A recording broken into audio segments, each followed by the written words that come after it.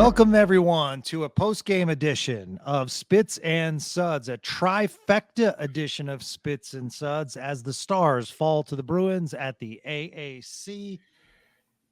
And joining us, a couple of D Magazine guys, David Castillo and my regular co-host, Sean Shapiro, as well. Sean's at Shap Shots, EP Rinkside, where he was writing tonight, as well as D Magazine and David Castillo. David, where are you at for where else can we find you? Well, Star Stack and occasionally Defending Big D still. So There I you do have go. a prospect update kind of coming out this week. So yeah. Awesome. All right, boys, let's jump into it. Your overall thoughts. Sean, we'll start with you. What did you see tonight? I'll go last, and because I don't want to. I'll be honest. I'm a little frustrated. But you go first. When you say frustration, is it more of result based or play based? I'll throw that back at you real quick. Oh, that's a good one. I think it's play base. Okay. I just because I understand the urgency toward the end of the game. Teams have a natural tendency to put everything on the net. I just thought the first period and a half, minus Ty Dellandrea, I just didn't see enough out of this Stars team. Yeah, I mean, to me, it was kind of one of those. I looked at this as kind of a classic. It's very classic of the, and I'm not going to try to completely paint it all with one brush, but it's very true. It's Gavin. We've talked so many times on this podcast about how this team has started slow in the Jamie Benn era forever, and it's not everything. Not everything falls on Jamie Benn. It's not completely fair in that way, but big games, big tests, and how often do the Stars in those big games, do they come out flat, or does the other team have the upper edge? And it's kind of funny when you have a game like this against a guy who knows the Stars pretty intricately in Jim Montgomery and coached the Stars core, obviously, for that year and a half. And he's got a team that comes out and plays fast and plays hard right away and does all that. And he complained rather publicly during his 14-16 months in Dallas about he couldn't get the Stars to do that. And now he gets Boston to do that, and they come out and do that. And I would add Wyatt Johnston to your Ty Dellandrea criticism, but I would add Wyatt Johnston to that as well. That I thought Johnston and Dellandrea were both good in the first period, but this was an example where you dig back at the end and everything, but it's a perfect side by side. Jim Montgomery, for a year and a half he was here, talked about how he struggled to get the Dallas team going. He's gone to Boston, and I don't know how much credit he deserves versus what was already built by the core in Boston. Obviously, you have a captain there who, in his complete annoyingness, and Marchand is always going to be, but always gets his team going. Always happens. And these are the types of games where you score. If Miro's shot at the post there goes in at the end, you go to overtime, it's a great win. I go back to the Vegas game that they lost in the shootout where they hit two posts. We're talking about inches, right? From two big wins. But it also hides what could have been if you showed up in the first 20 minutes. And that's been an issue in Dallas this entire era. It's not a Pete DeBoer thing. It's not a Rick Bowness thing. It's not a Jim Montgomery thing. It's not a Lindy Ruff thing. It's not a Kent Hitchcock thing. This team has always started slow in big games. So they did it again. They dug out, but it just always leaves the what if feeling in your mouth of what if they showed up in the first 15 minutes, right? So yep. Yeah, absolutely. David, anything to add? No, I think what I would add is that I think for all the discussion about slow starts, one of the things that doesn't get talked enough about is just the fact that, so people probably already saw the kind of money puck list of like, oh man, Marchment with Duchesne and Sagan are actually quite dominant in terms of shot quality, which they are. And I think it's fantastic, which is all the more unfortunate that Duchesne was out. But when you look at sort of the expected goal share for the other lines, except for the fourth line. They're not that good. The Johnson line is not. They're below 50%. The Hintz line is well below 50%. And obviously, like some of these individuals have been fantastic. Johnston's had great moments. I think Hintz has been mostly dangerous from game to game, but as groups, it's not coming together. And I think sort of, yes, like going back to kind of what Sean said, we can kind of talk about sort of the culture and the history that a lot of this leadership has when it comes to these slow starts. But that's like an issue that like I think is probably going to take care of itself, but not without some focus. We said the same thing about overtime taking care of itself all season last year. And I was one of the people who said overtime was going to take care of itself. 3-on-3, don't worry about it. Look what the Stars looked like in overtime in the playoffs. So I normally I want to agree with you on that, where things will take care of themselves. But the Stars' slow start hasn't taken care of itself in 15 years. So I'm not holding my breath on that. So yeah, boys, it's early, but the other thing, I mean, we did a lot of podcasts where we said it was going to take care of itself, didn't we?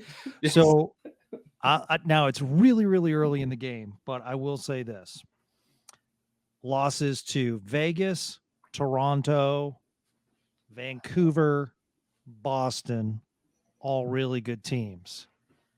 I hate to say it this way. I guess your best win so far is Anaheim because of how they're playing and knocking off some teams.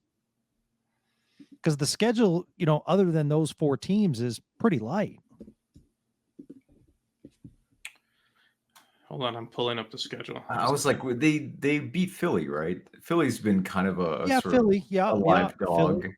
I mean, not that I would consider them good. I don't think they're going to be a good team long term or this season when all is said and done. But that was, I guess, a decent win. Yeah, but I mean, I guess my point is the following. And I know, listen, it's way too early, but I would like to see a quality win over a quality opponent. It's just, I mean, I thought 5-on-5 on Saturday night against Vancouver. Vancouver was clearly the better team. I think the Stars have more talent, and I looked at it from a perspective coming off. That's the 3rd game of a road trip, probably some tired legs. Great goalie in net for Vancouver. I mean, Swayman played great tonight. There's no doubt about it, but I just wish the jump was there. I also wanted to ask you guys, because I saw an early shift, where Dellandrea went into the corner, forced a turnover, caused 2 quality shots on Swayman. And then I saw another play where Lundqvist did a real good job breaking out the puck. It ended up, Harley got into the play and, almost scored. Swayman with a good save, but we showed the speed of that first line. And I almost wonder what was the game plan going in against Boston, because I thought those 2 things, a little physicality and showing that speed against Boston, but I just felt as though throughout the game you'd see glimmering lights, but nothing consistent. So I saw this actually was a perfect game going into, because I've watched Boston back to back now close. I was I was at the Boston Detroit game the other night, and one of the things that when Detroit beat Boston the other night, Detroit exposed Boston with their speed. Mason Lowride, to his credit, the fact he scored tonight, notwithstanding, I mean, he was awful 2 nights ago against Detroit, and he was one of the fastest lines in hockey. The DeBrincat-Larkin line pretty much exposed him the entire game, drew him into 2 penalties. He got burned on a couple things. I mean, this is a Boston team that right now, between injuries and suspensions, are basically playing with half an AHL lineup on the blue line. And this, you should attack them with speed. You should, and it's not necessarily just straight line speed, which is thing, but it's like I saw it. I've seen it in person with Lowry the last 2 games. It's making decisions when speed's coming at you, that they've got some young guys that aren't ready to make those proper decisions or never will, and like a Parker Weatherspoon or something like that. And I'm not trying to dump on Parker Weatherspoon. It's just that's who he is. And so the Stars needed to come at speed with Boston. That's how you beat this team. That's how right now you take advantages of weaknesses when they have them. And I look at kind of a couple approaches, and you look at kind of how some players approach the game and everything. And Boston handled it better, but it also Dallas did not initiate as much as they could have as well. And it's kind of a two-part there. And I'm going to go to a line that I sometimes say to Gavin right now, get me on track because I'm rambling, but I'll let you go. Yeah, I mean, no, that's great insight, though. I mean, Detroit had a game plan and clearly exploited the Bruins in that. And I kind of wish that had carried over and we had seen. Now, the Bruins, I thought, did a really nice job in the first period forechecking, and the Stars really struggled to get out of their zone. And by the way, that's something else that I think Stars fans should kind of just get used to in terms of this concept of team speed, which is, Dallas isn't like a terribly fast team themselves. So they're never going to be able to leverage speed the way that, say, like a Detroit can, in addition to the fact that kind of something that, that I've talked about here on the show, I'm sure Sean has talked about, I know Sean has talked about, I've written about, which is that this team is not a good rush team. Like, I know they want to be, and I know they try, and sometimes they look really good because they have some really elite players. But again, like, this is not to dump on like Lindell and Sutter and Hakanpää, but when you have three defensemen, regardless of quality, I'm not criticizing them as players, but regardless of quality, cannot facilitate the puck up ice quickly, well, then you're always going to have even Lundqvist kind of like falls in that, even though I think he's been good, kind of falls in that category insofar as it's Heiskanen and Harley, and that's it. Yeah, I know that's a good point. All right, boys. I don't know what we can say, but 0 for 3 on the power play. This seems to be it's still early in the season. I just keep saying that, still early in the season. But is there anything from your experience, guys, that they can do to change things up? Because this is really bad. For this amount of talent to be performing like that and not taking, I mean, they're struggling at times to get in the zone. And then when they do set up, I'm just not seeing quality chances on net. I will, there's something that I think, and this is just more of an NHL-wide commentary on things. When it comes to the power play units, so much right now has become, and we've seen a bit of, and this is just my own observation. This is not, I have no data or stats to back this up. This is just me watching hockey games. We've seen penalty killers, in my view, and this is what Boston does. They've swarmed the top of the 1-3-1 way more. And for the quick guide of what I mean by that, typical power play setup right now is you have the point man at the top, kind of right at the center. Then you have kind of three across the middle and then the net front. And Dallas is almost more of a 1-3-1.5 because the slot and the net front are free to kind of exchange space as much as they do. But so we're seeing more and more pressure from penalty killers aggressively going at the role Miro Heiskanen plays on the first power play unit and where Nils Lundqvist is on the second unit. And how you beat that is you need someone who can facilitate and is willing to be the creator from that flank. It doesn't matter which flank it is. You need someone who's in that spot. And right now on the Stars' first power play unit, a lot of this falls back on, can Jason Robertson become that guy? To me, Robertson has always been, I think the Stars power play is at its best when Robertson is willing to embrace that role along the flank as both to steal a football analogy, the run pass option type quarterback from there, where you can either get him going downhill shooting, getting him jumping into play, and basically pivoting the point of attack, which then over time reopens Heiskanen to make better decisions and pass things through. That's kind of how I look at it right now, because I don't think you change the units around. I don't think it's as much that. I think it becomes more of a point of emphasis where this is Jason Robertson. You want to be considered a top 5 talent on the planet. You want to be considered a Hart Trophy candidate. This is the stretch where we put the power play in your hands more so, from a emphasis and puck control space, and that allows us to go back to something else. That's, you talk about kind of solutions. Some teams you say like, okay, let's move this guy from unit 1 to unit 2. I don't think that's the Dallas solution. For me, it's more of taking what you have right now and shifting kind of the internal responsibility of it and the internal mantra of it, particularly for one player who can do it. I just don't know if it comes down to him saying it or Pete DeBoer saying it or Steve Spott saying it. That's kind of the internal debate they have to have of who's responsible for making that change. Needless to say, you don't play favorites, but every family has a natural unspoken hierarchy, and always has. At least when it comes to claiming your place in the car.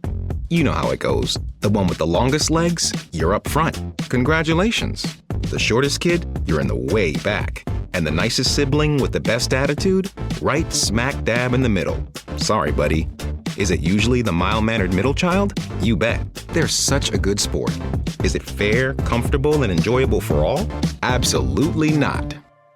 Until now. Finally, the first ever Lexus TX is a 3-row SUV where everybody wins. With intuitive tech, cup holders for all, loads of elbow room, cargo room, and leg room. For everyone, no matter where they sit. This is a new era of 3-row luxury. The Lexus TX. Experience amazing at your Lexus dealer.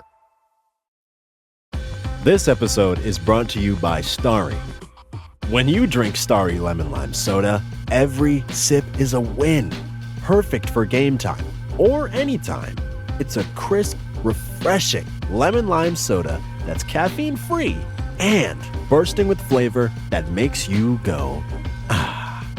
Starry hits different. Find it in stores or online today. Bosch tools are built for workers. Bosch's powerful hammer drill has kickback control to help work go more smoothly when you need it. The 2-in-1 impact driver and wrench quickly changes between bits and sockets, so you only need one tool instead of 2. And the X-Lock grinder switches wheels up to 5 times faster than standard grinders. Bosch tools take care of the job and you. Bosch tools, what hard workers deserve. Learn more at BoschTools.com. David, your thoughts on the power play and some things you'd like to see? And by the way, guys, I thought number 4 was really good on the ice tonight. Really? Well, put it this way.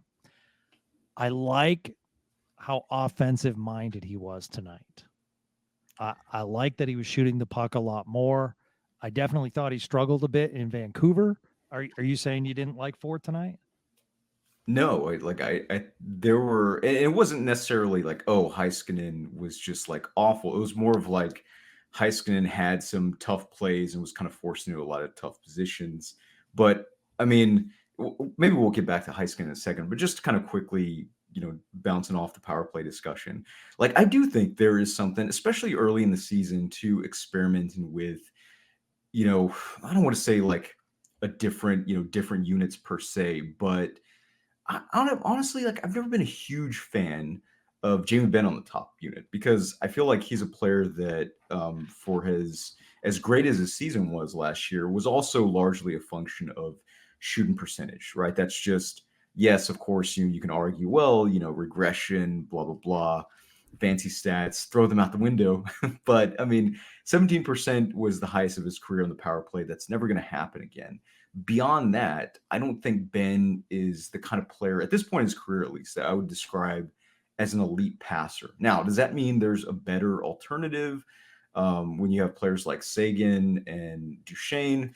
Maybe not, but I wouldn't mind. I realize a lot of this is kind of face-off based, and that's kind of his own discussion, but I wouldn't mind Wyatt Johnson on the top unit. And I think something like that might be, something to consider, but something worth experimenting with. This is a team with plenty of points in the bank, haven't looked good, and I'm certainly not going to sugarcoat that. But I think there is room to kind of experiment with some of that. And beyond that, like I've always said, I think Heiskanen is a really good mover of the puck, but that's very different than the creative vision of someone like Adam Fox or Rasmus Dahlin. Yeah, I mean those guys are elite defensemen. One of the things that I wanted to bring up, Wyatt Johnston scores 5:09 into the third period, crowd into it. Everyone's getting excited. And then at 9:45, Mason Marchment holding the stick against Pasternak. 2 minutes. And just after they killed that, well, that resulted in a goal. And then Jamie Benn takes a cross-checking penalty. To me, those were two needless penalties. I wanted to get your guys' thoughts. I mean, I think, clearly Twitter explodes anytime Mason Marchment does things like this. He once again leads the team in penalties. It's the old Vegas special. Yeah, I just didn't. I mean, listen, if you're going to commit a penalty due to aggression in the corner, if you're going to, mistakenly trip somebody, that happens, sticks get in the way. I just don't understand holding the stick. I mean, I know you're trying to stop him on the break, but to me, the play had already left. Well, it's not usually. I mean, holding the stick is one of those where, to use the coaching cliche, right? People will be like, I don't have an issue with effort penalties. That's a coaching cliche where effort penalty, you get in, you trip a guy, you do this, you do that. Like, that's an effort penalty. Those happen and you live with those. But a lot of the times holding the stick in general is a poor position penalty. That's just the reality of it. A lot of that is either a foolish penalty where you just did something dumb, or you were out of position and that's the reason you did it. And those, I don't have Marchment's penalties exactly in front of me right now, so I can't give the exact breakdown of it, but there's penalties within Marchment's game where not enough, for a guy who takes as many penalties as he does, not enough of them are, hey, that's an effort penalty, I'm okay with that effort. Too many of them are, I don't like that he was even in the spot to commit that penalty for X or Y reason. Yeah. I mean, to be fair, it's David Pastrnak. He's going to lose that foot race. And also, I think that's just, these are also two players that just typically play on the edge to begin with. And, I'm not saying these are good penalties. They were actually awful penalties. They were both awful penalties. But to me, when I think about Marchment and Ben's game, I honestly, I tend to just kind of tune out a lot of the sort of borderline stuff, in part because this organization loves them. They love what they bring. They love the size that they add to the roster, and just, they were dumb penalties, but I'm like, they're going to make them again. So are we going to scratch them? No. These are two players that the organization, I think, genuinely loves for that, regardless of whether or not they're effective with that, leverage and size, which, I think they are to some degree. But I just, when I think about this game and how it was lost, to me, Marchment and Ben's penalties stand out for the result, but not for the performance. Yeah, no, I definitely agree. I just love the momentum the Stars had at that point. I love that the house was kind of rocking. That's Sean, to answer your question, 26 penalty minutes on the year. Leads the Stars. What did you guys think of the 7 defensemen look tonight with the injuries? Well, okay, I think before we talk about what we think of the look, I think we need to, just as a quick, and it was out there. I know I said something on Twitter. I'm sure other people wrote it too, but I think we also need to be clear of why it happened. I think that's an important context here. It wasn't a choice to play 11-7. A lot of teams have played 11-7 in the NHL this year because for some teams, there's added value in going 11-7. Like Edmonton, I think they should be doing 11-7 more than they even do, because that means extra shifts for Connor McDavid. And when you get more shifts for the best player in the world, that's great. Dallas, 11-7 for context for everyone listening. This Stars are so close to the salary cap, they could not call. This was the game that Logan Stankoven would have been called up for. That's just the reality of it. They would have gone to, if Pete DeBoer had his choice, in a perfect world, they would have called up Logan Stankoven. They would have played 12-6 tonight, and that would have been the case. Or Maverick Bork, but Logan Stankoven is from my understanding. So they had to go 11-7 because of how close they are to the cap. They don't have enough money to call anyone up. And if you have 18 healthy skaters, it's not an emergency. There's nothing that says, hey, well, we have less than 12 forwards, so we can play down a guy for a game and then call someone up. So Joel Hanley got into the game because he was a healthy body, but I have a hard time. It's one of those 11-7s where he played eight minutes or whatever, and if he did Joel Hanley things for 8 minutes, I didn't know he played. I just in the best possible way, right?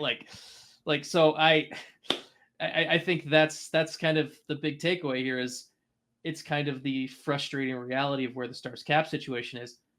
Maybe tonight's the night when you have Boston has Beecher's score.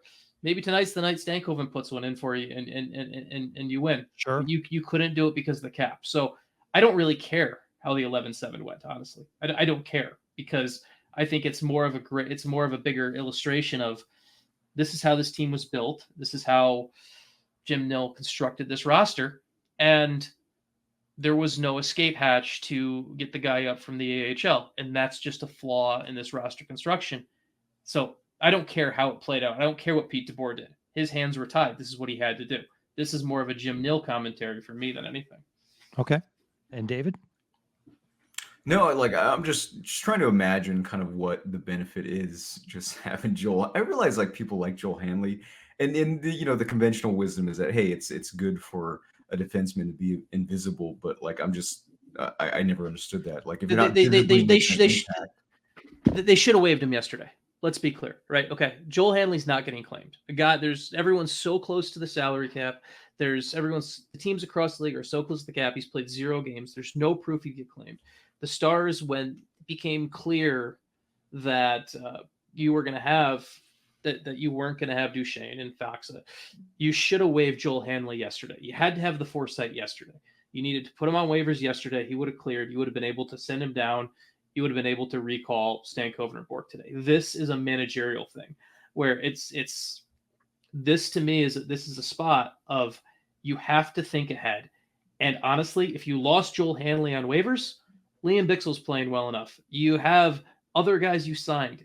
There's 50 other Joel Hanleys in the world. This is one of those where you overvalued your 7th defenseman, and it may have cost you. I don't think that's getting. I don't think it's getting talked about enough, and it won't be written about tonight by anyone or anything like that. Just because A, I already wrote, and after we do this, I'm going to bed.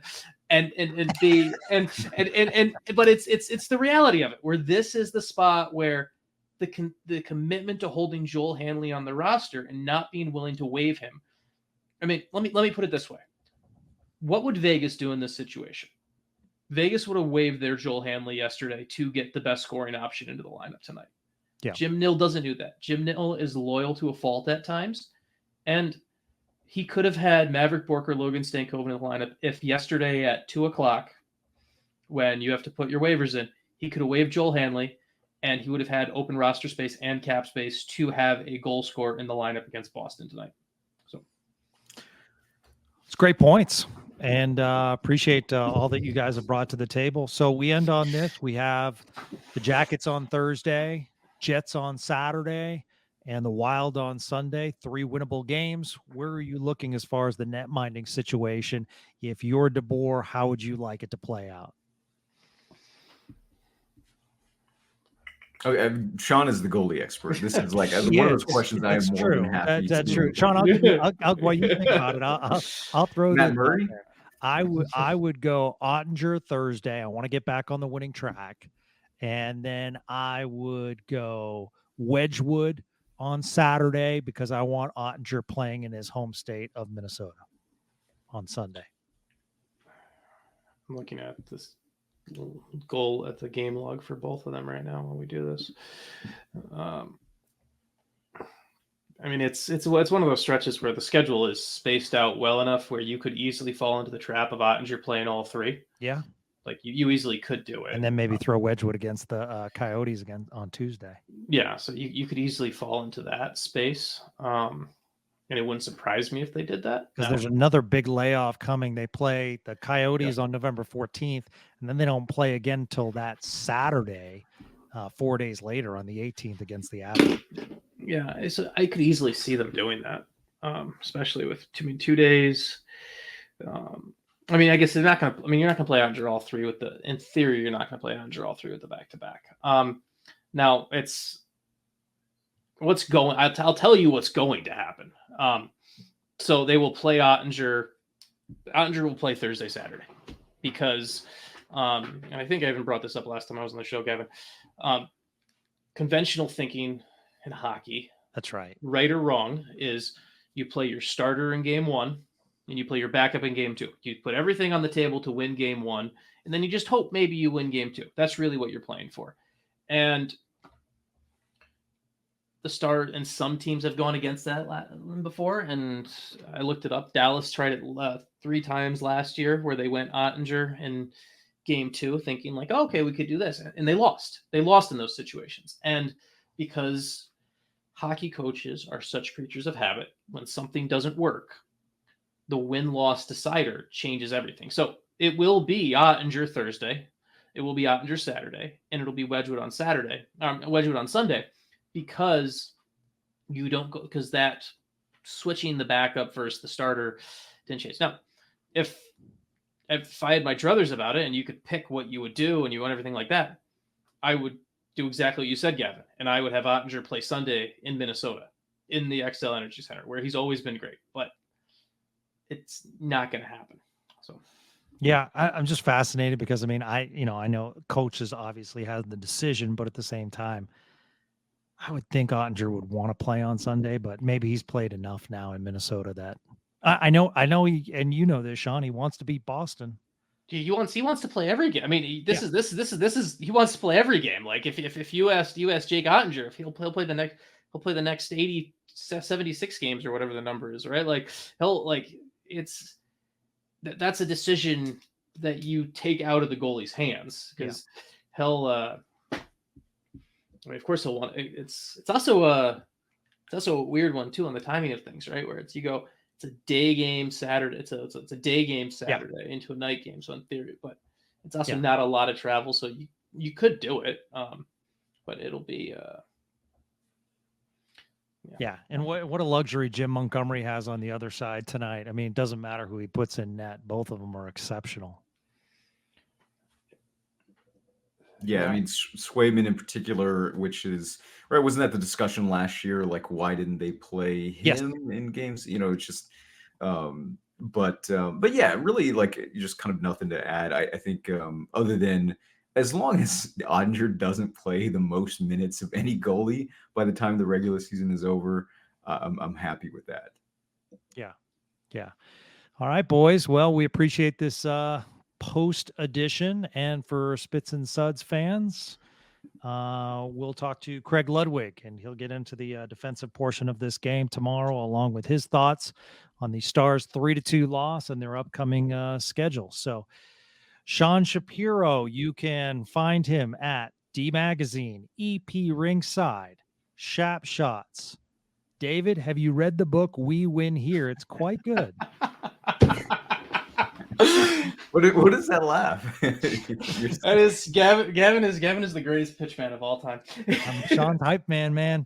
My job is to make you guys money. And speaking of which, if you'd like to support David, Stars Stack, look it up and you can support David Castillo. And also, when these guys write in D Magazine, take the extra step and write the editor and say, hey, I like that Sean Shapiro, or I like that David Castillo. So would Mike like that? I'm not sure. Would he? I don't know.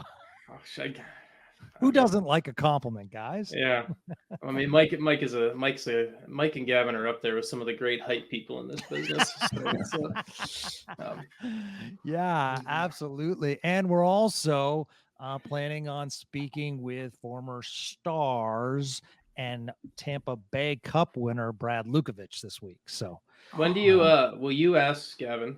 I'm going to give you an assignment. Yeah, ask him about his name on the cup, and the fact if he's willing to go down that sour route here, if he's willing to answer the question about not having his name on the cup in '99. Oh yeah, despite other names were voted on instead of his. So that's it's a good point, Sean, because it'll be interesting what ends up on Spits and Suds, because when I had some Frosties with Brad, it's one of those things where you're not rolling tape, but in the back of your mind, you're like, man, I wish I was rolling tape right now, just because he has such great stories similar to Luds, and, talking about, the teams he's played on, and he's really up on today's hockey too. So, we'll ask him about, the Stars, and he really is tied in with the Lightning still as well. Loves to go to Tampa. So, I'm excited to talk to, I'm going to try to get as many of the 99 guys on as possible, just to talk about the old days, but I will ask that Sean. And if he drops the mitts with me, I will immediately blame Sean Shapiro. I mean, I will definitely take what's the aggressor penalty for that one. I know that I realize full well what I'm sending you to do. So that sounds good. We'll also get some intel from Luds on that. Apparently they can't be in the same place anymore due to their fun activities they share. All right, boys, this has been really good. What a trifecta we had tonight on a Spits and Suds post game, and that's the kind of stuff you get right here on Spits and Suds. David, Sean, thank you guys so much. We really appreciate it. Thank you both. Happy to do it. All right, guys, that's going to do it for another edition of Spits and Suds. Once again, Stars fall to the Bruins 3-2. Tomorrow we'll talk to Craig Ludwig about this. In the meantime, have a great day, everyone.